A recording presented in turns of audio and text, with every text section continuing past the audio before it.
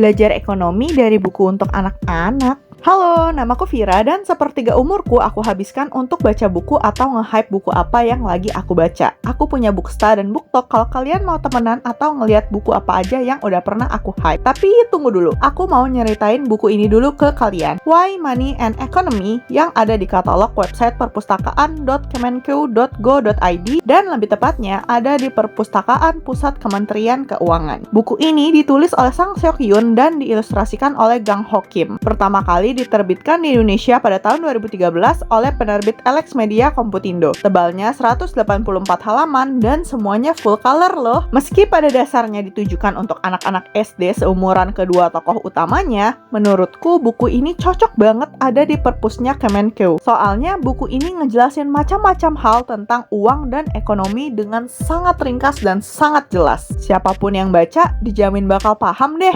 Pemahaman itulah yang kemudian bakal bikin orang-orang lebih aware dengan tugas-tugasnya Kemenq. Beberapa dari kalian mungkin ada yang mikir, emangnya komik buat anak-anak bisa ngasih informasi apaan sih? Eits, jangan salah. Di sini kita akan mengikuti petualangan Komji, si anak boros yang hidup dengan seenaknya, dan Omji, temannya yang pintar dan lebih cermat. Awalnya mereka berdua belajar tentang konsep-konsep dasar ekonomi dari ibunya Komji. Karakter yang tingkat pengetahuannya rendah dan setting yang sederhana inilah yang jadi daya tarik dari Why Money and Economy. Pemula jadi bisa ikut belajar mulai dari nol karena teori-teori ekonominya disampaikan dengan sesimpel mungkin. Sementara itu, orang-orang yang tingkat pengetahuannya menengah ke atas bisa mendapat pengetahuan baru dari petualangan Komji dan Omji belajar ekonomi melalui game virtual. Karena ada misi mengumpulkan 100 juta won supaya bisa keluar dari dunia game, Komji dan Omji jadi belajar sampai ke penentuan harga, pasar saham, inflasi, bahkan perpajakan juga. Sebagai alumni anak IPS waktu SMA, aku bisa jamin kalau isi buku ini tuh nggak jauh beda dari apa yang pernah aku pelajarin. Malahan, penjelasannya itu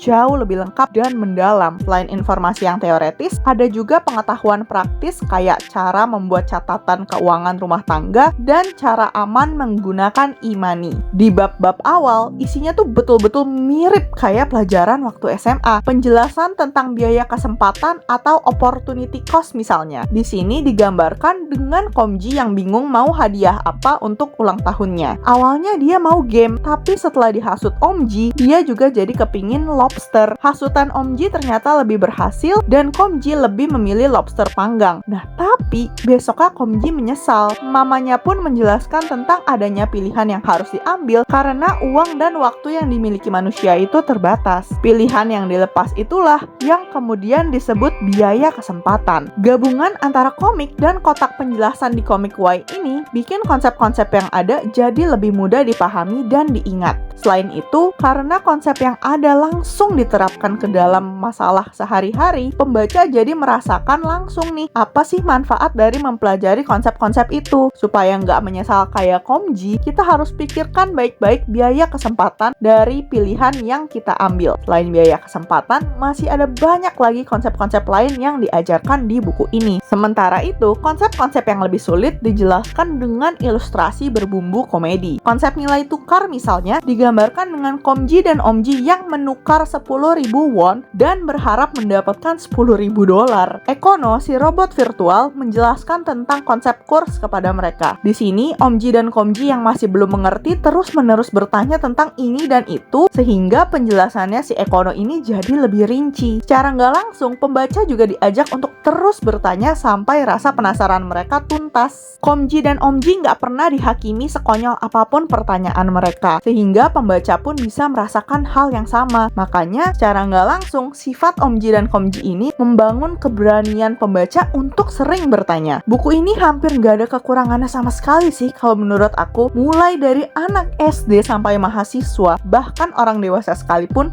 bakal tetap cocok baca buku ini. Satu-satunya yang perlu diperhatikan adalah karena buku ini ditulis oleh orang Korea, isinya pun cenderung Korea sentris. Kalau mau info-info tambahan yang lebih berbau Indonesia, kita harus cari sendiri karena di buku ini hanya ada sedikit. Ini memang bukan buku self-help atau self-development, tapi isinya tetap bisa bantu aku upscale diri. Gimana tuh? Dari perjalanan Omji dan Komji, aku belajar tentang cara menghargai uang. Aku jadi tahu kalau uang itu bukan cuma untuk diperoleh, tapi juga harus dikelola dengan bijaksana. Motivasi untuk berani bertanya dan selalu siap belajar kapanpun, dimanapun, dan dari siapapun juga aku peroleh dari buku ini. Kalau kamu juga mau upscale diri kamu, yuk baca Why Money and Economy sekarang. Cek di perpus Kemenku segera ya. Dan karena kalian udah nontonin sampai habis, sekarang kalian boleh ke Booksta atau BookTokku. Sampai jumpa!